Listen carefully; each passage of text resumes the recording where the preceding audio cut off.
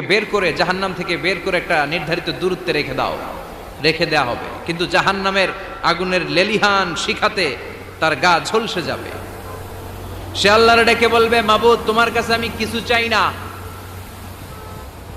জাহান্নাম থেকে তুমি আমাকে বের করেছো, জীবন নদীর পানি তুমি আমার গায়ের মধ্যে ঢেলে দিয়েছো, আমি আবার সজীবতা ফিরে পেয়েছি। আমি তোমার কাছে জান্নাত চাই না, শুধু নিরাপদ একটা দূরত্বে আমাকে রেখে আসো, যাতে জাহান্নামের আগুন আমারে কষ্ট দিতে না পারে।